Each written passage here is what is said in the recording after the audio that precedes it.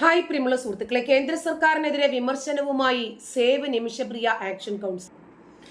യമനിൽ വധശിക്ഷയ്ക്ക് കാത്ത് ജയിലിൽ കഴിയുന്ന നിമിഷപ്രിയയുമായി ബന്ധപ്പെട്ട് കേന്ദ്രമന്ത്രി രാജ്യസഭയിൽ നൽകിയ മറുപടിയിൽ നിരവധി തെറ്റുകൾ ഉണ്ടെന്ന് ആക്ഷൻ കൗൺസിൽ അംഗം അഡ്വക്കേറ്റ് സുഭാഷ് ചന്ദ്രൻ പറയുന്നു. കൊല്ലപ്പെട്ട യമൻ പൗരനായ തലാൽ അബ്ദുൽ മഹദിയുടെ കുടുംബത്തിന് $40,000 നൽകി എന്ന് പറഞ്ഞത് തെറ്റ് ആണ് എന്നാണ് സുഭാഷ് ചന്ദ്രൻ ചൂണ്ടിക്കാണിക്കുന്നത്. ഒരു പണവും ആർക്കും കൈമാറിയിട്ടില്ലെന്നും ആക്ഷൻ കൗൺസിൽ വ്യക്തമാക്കി.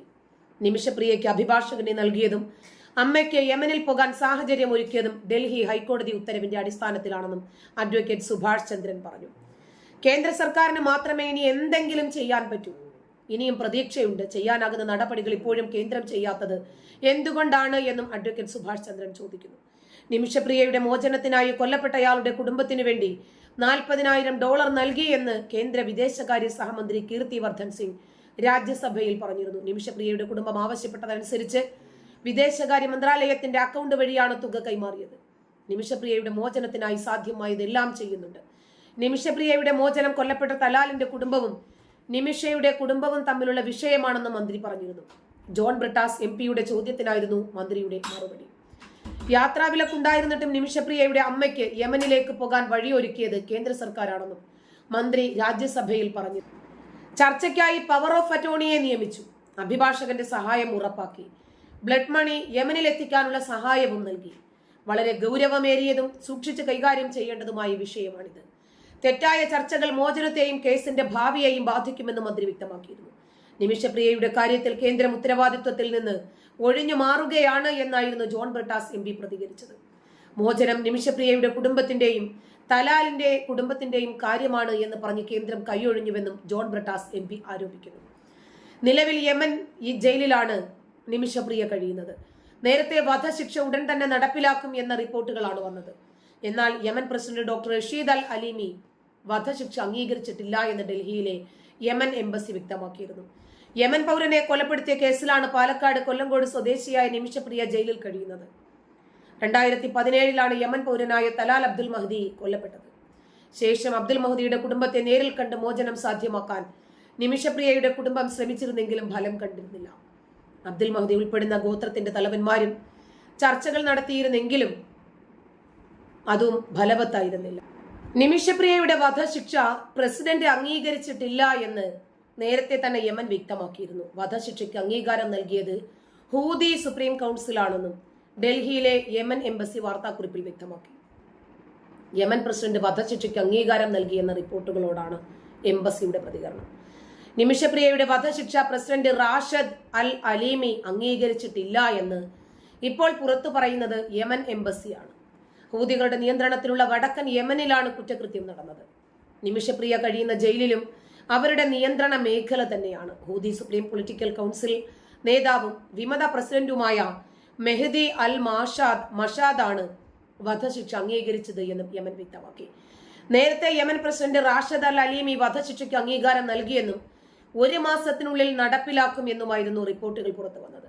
2017 ജൂലൈയിൽ അറസ്റ്റിലായ നിമിഷപ്രിയയ്ക്ക് 2020 വധശിക്ഷ വിധിച്ചത്. നിമിഷപ്രിയ നൽകിയ അപ്പീലുകളെല്ലാം തള്ളിയിരുന്നു. ബ്ലഡ് മണിയുടെ 2ാം ഘട്ടം നടക്കുന്നത് തടസ്സപ്പെടുത്തുന്നതിന് പിന്നാലെയാണ് യമൻ പ്രസിഡന്റ് വധശിക്ഷ ശരിവച്ചത് എന്ന റിപ്പോർട്ടുകൾ പുറത്തു വന്നത്. അല്ല, കുറച്ചുനാൾ മുമ്പ് ഇവർ തള്ളിമറിച്ചത് ഇറാൻ ഇടപെട്ടിട്ടുണ്ടെന്നായിരുന്നല്ലോ. ഖൊമേനി കാഫിറായ ഒരു യുവതിയെ രക്ഷപ്പെടുത്താൻ ശ്രമിക്കുകയാണ്. അതും യമനിൽ വന്ന് കൊലക്കുറ്റം ചെയ്തിട്ട്. ചെറിയ കൊലക്കുറ്റമാണോ? പീസാക്കി വാട്ടർ ടാങ്കിനകത്താക്കിയിട്ട് പോളിത്തീൻ കവറിനകത്ത് കെട്ടിവെച്ച് 1 മാസം വീണ്ടും ഒന്നും അറിയാതെ ജോലിക്ക് പോയിട്ട് സ്ത്രീ വിരോധിയായിട്ടുള്ള ഖൊമേനി സർക്കാർ നിമിഷപ്രിയയെ രക്ഷപ്പെടുത്തും എന്ന് വിശ്വസിച്ച കുറെ വിഡ്ഢിക്കുഷ്മാണ്ഡങ്ങൾ നമ്മുടെ നാട്ടിലുമുണ്ട്. പക്ഷേ നിമിഷപ്രിയയുടെ മോചനത്തിന് വേണ്ടി $40,000 കൊല്ലപ്പെട്ടയാളുടെ കുടുംബത്തിന് നൽകി എന്ന് പറയുന്നത് കേന്ദ്ര സർക്കാരാണ്. കേന്ദ്ര സർക്കാർ ഉത്തരവാദിത്തപ്പെട്ട ഒരു വിഷയം പറയുമ്പോൾ തെളിവുകളില്ലാതെ പറയുമോ? നിമിഷപ്രിയയുടെ കുടുംബം ആവശ്യപ്പെട്ടിട്ടാണ് ഈ പണം നൽകിയതെന്നും കേന്ദ്ര സർക്കാർ വ്യക്തമാക്കി. ജോൺ ബ്രിട്ടാസ് MP-ക്ക് മറുപടി നൽകുന്ന സന്ദർഭത്തിലാണ് കേന്ദ്ര വിദേശകാര്യ സഹമന്ത്രി ഇക്കാര്യം വ്യക്തമാക്കിയത്. കൊല്ലപ്പെട്ടയാളിന്റെ കുടുംബവും നിമിഷപ്രിയയുടെ കുടുംബവും തമ്മിലുള്ള വിഷയമാണ് നിമിഷപ്രിയയുടെ മോചനമെന്നും മന്ത്രി വ്യക്തമാക്കി. അതായത് പുറത്തുനിന്ന് ഒരാൾക്ക് ഇതിനകത്ത് ഒന്നും ചെയ്യാൻ സാധിക്കില്ല എന്ന് മാത്രം. ഇനിയും വിദേശകാര്യ മന്ത്രാലയത്തിന്റെ അക്കൗണ്ടിലൂടെ $40,000 കൊല്ലപ്പെട്ടയാളുടെ കുടുംബത്തിന് കൈമാറി എന്ന് പറയുമ്പോൾ ഇല്ല എന്ന് എങ്ങനെ പറയും? ഇത് നിമിഷപ്രിയയുടെ കുടുംബത്തിന്റെ ആവശ്യപ്രകാരമായിരുന്നു എന്ന് പറയുന്നത് കേന്ദ്ര സർക്കാരാണല്ലോ പറയുന്നത്. ഇതിനുള്ള നടപടികൾക്കു വേണ്ടി നിമിഷപ്രിയയുടെ കുടുംബവും കൊല്ലപ്പെട്ടയാളുടെ കുടുംബവും തമ്മിൽ ചർച്ച തുടരുകയാണെന്നും കേന്ദ്ര സർക്കാർ രാജ്യസഭയിലാണ് ഇത് വ്യക്തമാക്കുന്നത്. നിമിഷപ്രിയയുടെ വധശിക്ഷ പ്രസിഡന്റ് അംഗീകരിച്ചിട്ടില്ല. ഓക്കെ, നേരത്തെ തന്നെ യമൻ അത് പറഞ്ഞിരുന്നതാണ്. വധശിക്ഷയ്ക്ക് അംഗീകാരം നൽകിയത് ഹൂതിയിലെ സുപ്രീം കൗൺസിലാണ്. അവർക്ക് വെട്ടൊന്ന് തുണ്ടം 2 എന്നുള്ള രൂപമാണ് എപ്പോഴും. ഹൂതികൾ കുറച്ച് തീവ്ര ചിന്താഗതിക്കാരാണ്. ഇപ്പോൾ ഡൽഹിയിലെ യമൻ എംബസി പുറത്തിറക്കിയ വാർത്താക്കുറിപ്പിൽ ഹൂതി സുപ്രീം കൗൺസിലാണ് വധശിക്ഷ അംഗീകരിച്ചിരിക്കുന്നത്. പക്ഷേ പ്രസിഡന്റ് അംഗീകരിച്ചിട്ടില്ല എന്ന് തന്നെയാണ് ഇപ്പോൾ. അതുകൊണ്ട് മാത്രമാണ് നിമിഷപ്രിയയുടെ തല ഇപ്പോഴും അവിടെ ഉള്ളത് എന്ന് സമാധാനം. ഇപ്പോ 34 കോടി രൂപ കൊടുത്തിട്ടാണെങ്കിലും ശരി, അബ്ദുൾ റഹീമിനെ രക്ഷപ്പെടുത്താൻ വേണ്ടി ഇറങ്ങിത്തിരിച്ച ബോച്ചെ നിമിഷപ്രിയയ്ക്ക് വേണ്ടിയിട്ട് എന്തോ മലമറിക്കുമെന്നൊക്കെ പല കോണുകളിൽ നിന്നും പറയുന്നുണ്ടായിരുന്നു. ശരി, എന്നാൽ ഈ വിഷയം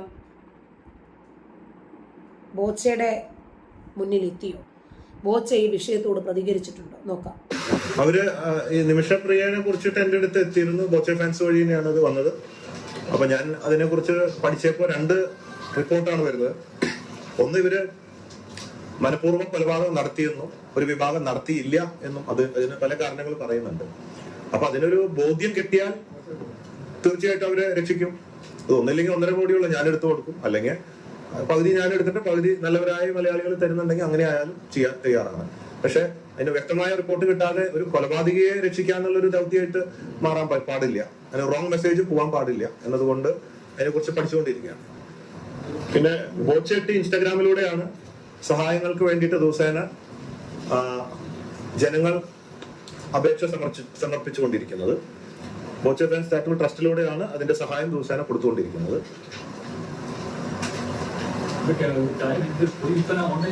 ഓൺലൈനും ഉണ്ട്, ഓഫ്ലൈനും ഉണ്ട്. ഓഫ്ലൈൻ ആദ്യത്തെ ഈ മനുഷ്യനിൽ എന്തൊക്കെയോ നന്മകളുണ്ട്, ഇല്ല എന്ന് നമുക്ക് പറയാൻ പറ്റില്ല. കാരണം ഇദ്ദേഹത്തിന്റെ സഹായം എത്തിയിട്ടില്ലെങ്കിൽ രക്ഷപ്പെടാത്ത 1000 ആളുകൾക്ക് ഈ മനുഷ്യന്റെ സഹായം എത്തുന്നുണ്ട്, ഇല്ലെന്ന് പറയുന്നില്ല. പക്ഷെ അദ്ദേഹം ചെയ്യുന്ന എല്ലാത്തിനെയും നമുക്ക് അംഗീകരിക്കാൻ പറ്റും എന്നല്ല ഞാൻ പറഞ്ഞത്. ഒരു വ്യക്തി ചെയ്യുന്ന ഏത് നല്ലതിനെയും പ്രോത്സാഹിപ്പിക്കാനും അംഗീകരിക്കാനും തെറ്റ് എന്ന് തോന്നുന്നതിനെ വിമർശിക്കാനും നമുക്ക് കഴിയണമല്ലോ. എന്നാലും ഒരുപാട് പാവങ്ങൾക്ക് ഈ മനുഷ്യന്റെ സഹായം എത്തുന്നുണ്ട്. ഇപ്പൊ നിമിഷപ്രിയയുടെ കാര്യത്തിൽ തന്നെ പക്വമായിട്ടുള്ള തീരുമാനമാണ് അദ്ദേഹം പറഞ്ഞത്. ഒരു കൊലപാതകിയായിരിക്കരുത് നമ്മൾ രക്ഷപ്പെടുത്തുന്നത്, മനഃപൂർവ്വമാണ് അവരത് ചെയ്തത് എന്ന് പറയുന്നുണ്ട്. പക്ഷേ ആ സംഭവത്തെക്കുറിച്ച് നന്നായിട്ടൊന്ന് പഠിക്കണം. അല്ല, ബോച്ചെ റഹീമിന്റെ വിഷയത്തിൽ പഠിച്ചിട്ട് തന്നെയാണോ ഇറങ്ങിത്തിരിച്ചത് എന്ന ചോദ്യം ഇപ്പോഴും ബാക്കിയാണ്. റഹീം അനസിനെ കൊന്നത് തന്നെയല്ലേ, FIR-ൽ അടിച്ചു കൊന്നു എന്ന് തന്നെയല്ലേ ഇട്ടിരിക്കുന്നത്. പിന്നെ ബോച്ചെ എന്തുദ്ദേശിച്ചിട്ടായിരിക്കും കോടികൾ കൊടുത്തിട്ട് അയാളെ രക്ഷപ്പെടുത്താൻ വേണ്ടി ഇറങ്ങിത്തിരിച്ചത്? നന്ദി.